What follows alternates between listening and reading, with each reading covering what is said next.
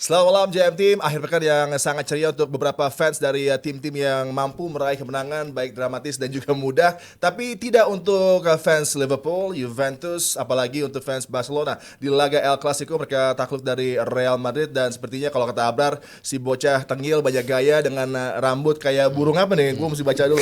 Kayak burung murai katanya. Mulai apa ya? Kena apanya nih? Kena begitulah. Star syndrome katanya. Ini adalah satu keadaan yang menarik. Kita akan bahas dengan detail. Ada Sabto, ada Aldi, sang bad boy, ada juga Rijal yang hadir di sini dan tentunya ini adalah satu upaya kita untuk bisa menceritakan tentang apa yang terjadi di El Clasico dengan result luar biasa.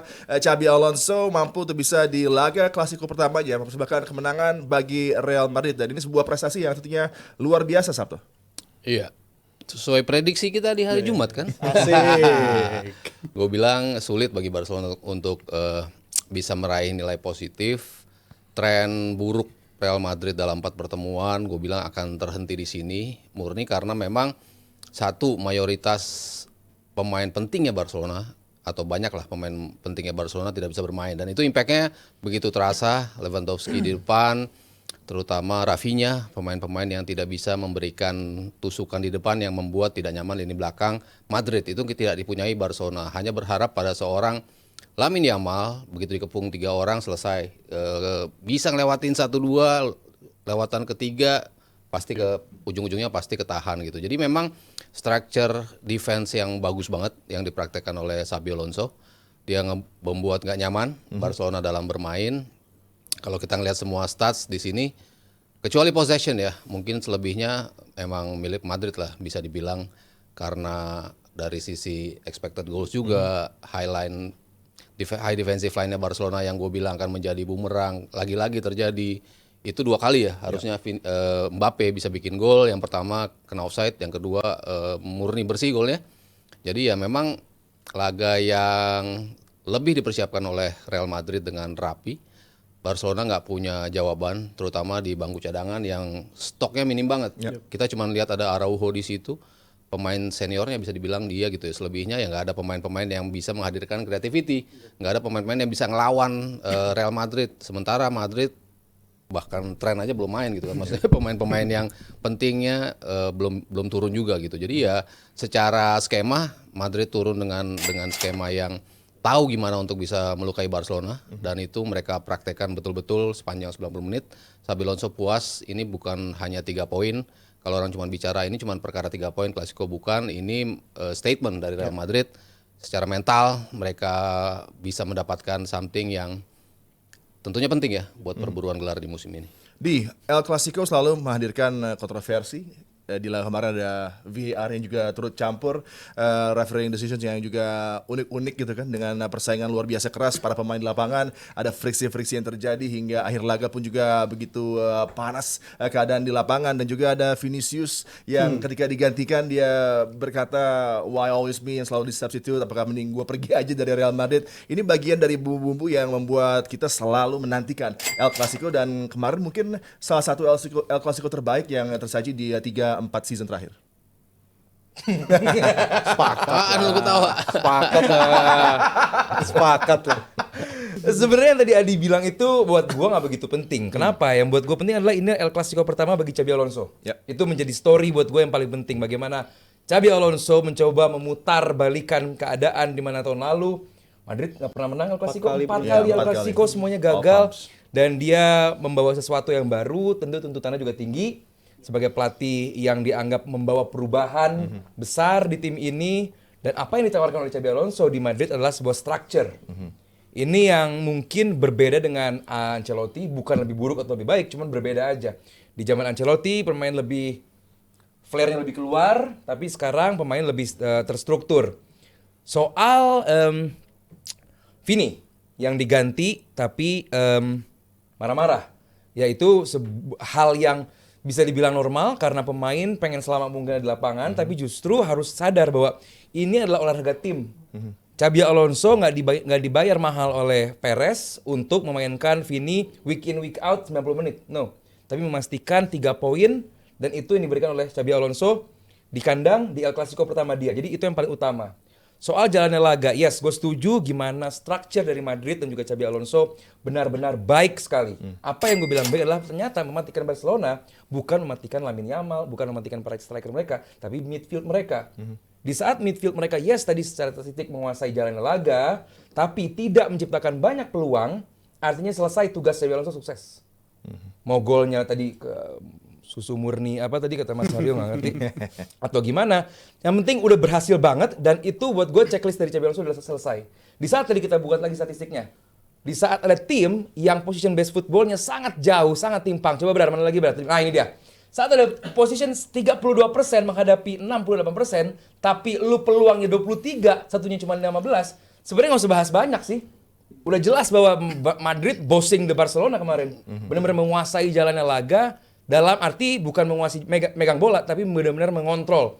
Kita cuma 1-2 peluang, tapi jadi shot. Ini yang mungkin harus menjadi PR dari Barcelona. Mungkin tadi Mas Heru udah jelasin bahwa yes, mungkin dari segi bench kita nggak sebagus Madrid, dari segi persiapan tim mungkin juga kita nggak sebagus Madrid. Cuman buat gue itu nggak penting. Yang jelas adalah Madrid menang di El Clasico pertama bagi Xabi Alonso. Buat gue ini hal yang luar biasa dan gue setuju. Ini salah satu El Clasico paling bagus, walaupun pengen dibumbui dengan oke, kita pengen fight dong kayak zaman dulu, berantem. Ya cuma udah di ending, ya kan? Yang lucu ya, banyak statement yang bilang Carvajal ya. Carvajal lu kan punya teleponnya Yamal, kenapa lu nggak personal aja? Nah, berarti orang itu nggak pernah nonton Clasico kali ya. Clasico dulu Ramos sama Xavi, Ramos sama Messi. siapa berantem mulu gitu kan, maksudnya sama-sama di timnas Spanyol gitu, sampai timnas Spanyol kabarnya kan retak juga karena perseteruan seperti itu ya. Klasiko memang seperti itu, panasnya seperti itu.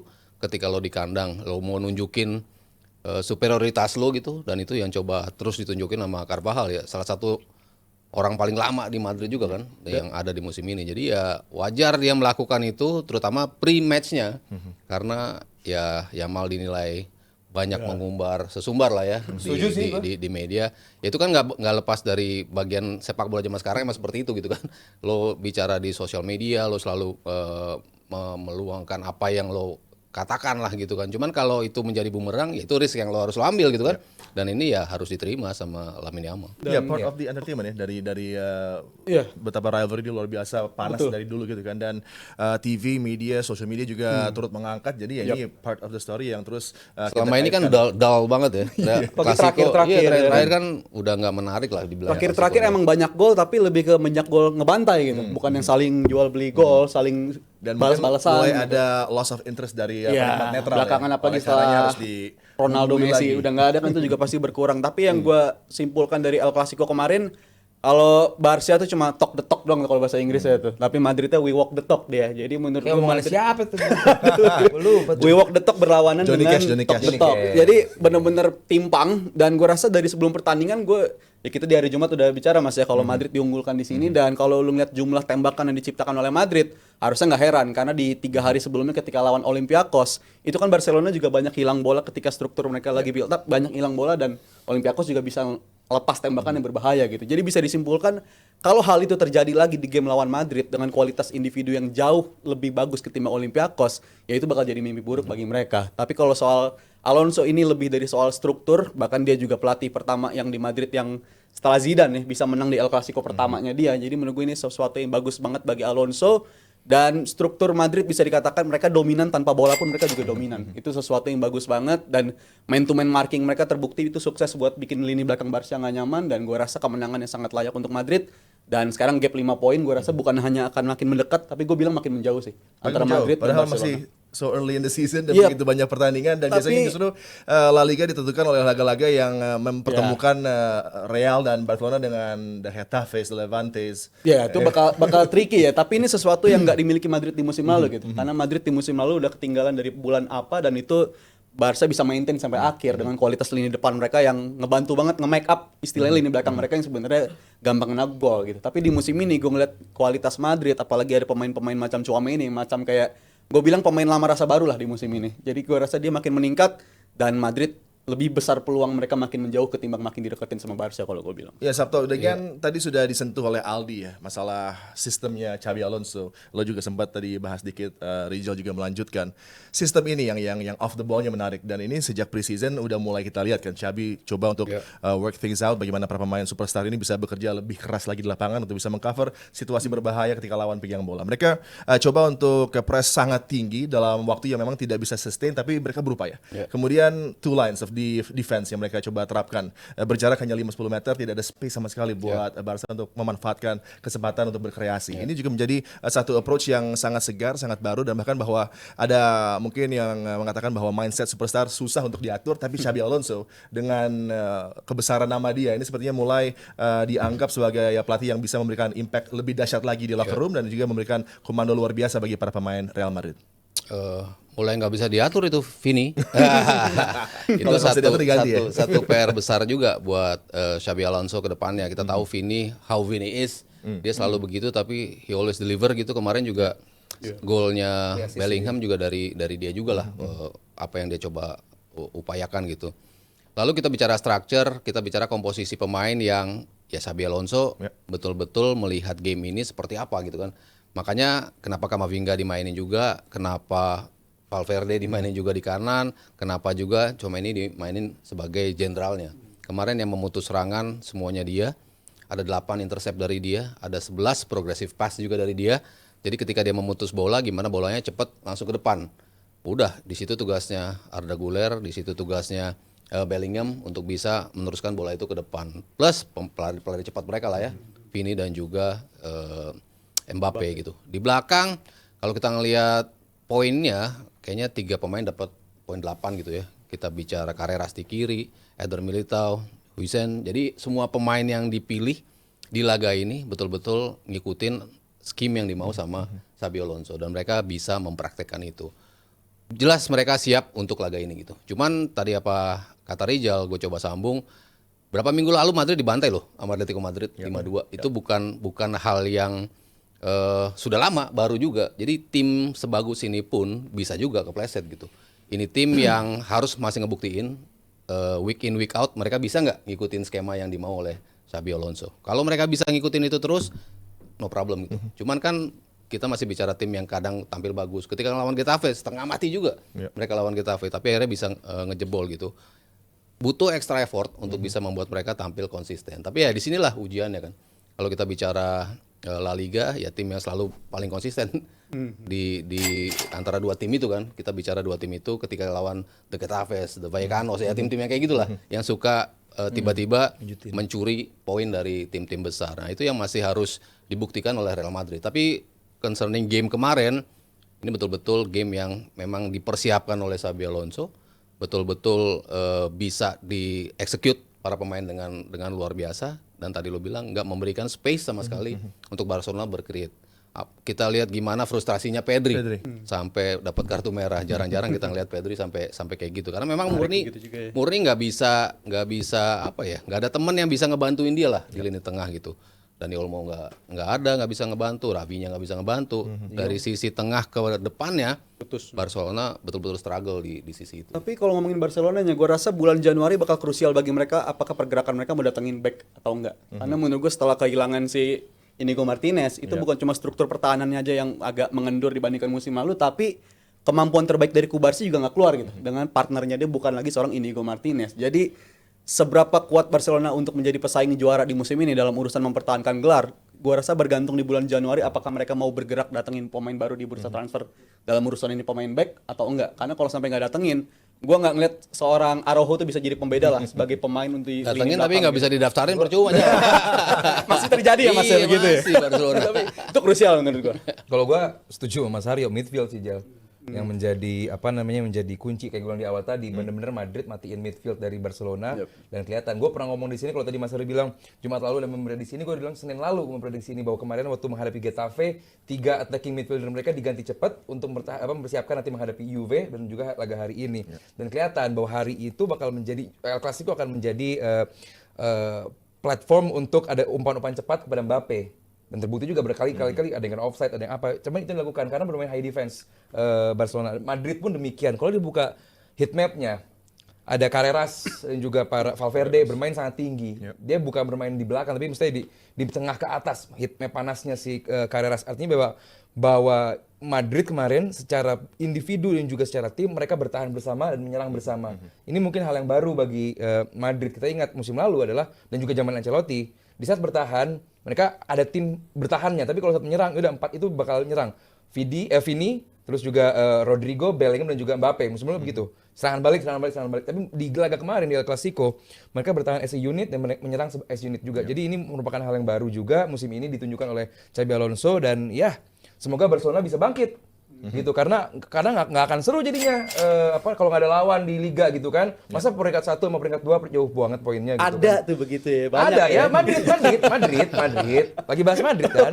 Ya, Real Madrid dengan penampilan luar biasa mampu mengalahkan Barcelona yang kehilangan memang beberapa pemain kunci termasuk Rafinha yang sangat dia butuhkan sebenarnya oleh Hansi Flick dalam sistem dia yang tidak berjalan mulus kemarin. Tapi bagi Xabi Alonso bahkan ada bonus yang luar biasa dengan memainkan Camavinga sebagai pemain di lapangan tengah.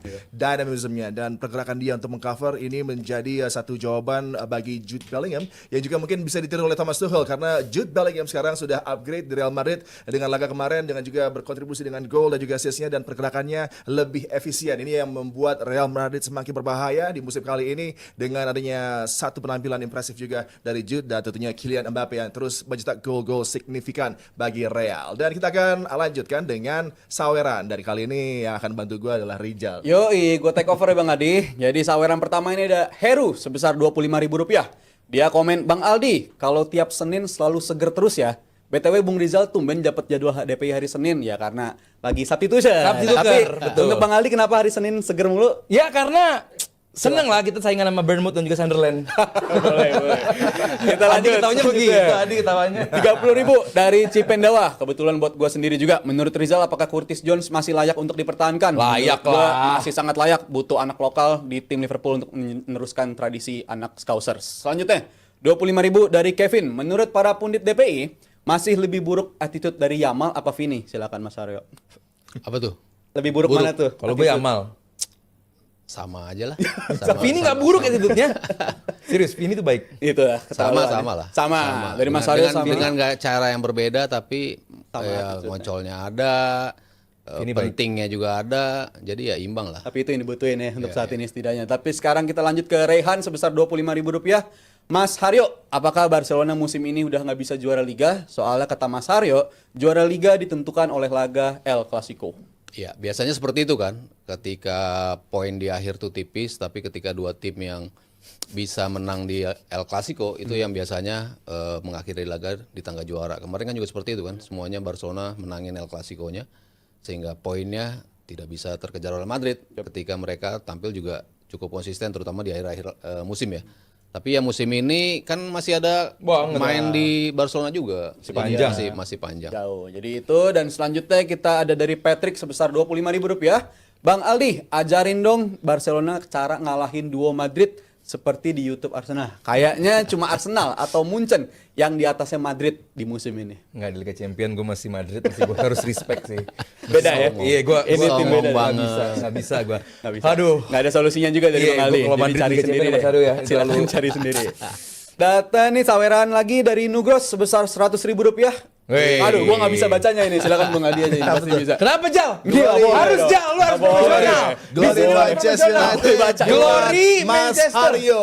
Nggak boleh baca kalau ini. Wah, Rizal nggak boleh parah terucap, nggak boleh terucap. Sebetulnya dia mau nyawer minggu lalu.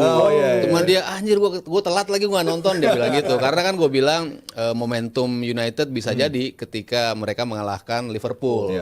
Bener lagi kejadiannya gitu kan. Gua fans Liverpool, dia fans MU. Oh, Nugros. Dan gua pernah berangkat bareng nonton Liverpool di sana. Gitu. Oke, dan kita akan membahas sebentar, belum. Oh, belum. Glory Man United ini belum disebut. Udah, Ini sahur 100.000 loh. Kali kedua di sini dituntut profesional. Ayo. Mas Aryo duluan. Glory Nanti Manchester menurut- United. Ayo, 1, 2, 3. GLORYMANCHESTR.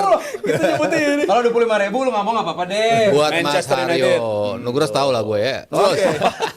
Udah dilakukan deh.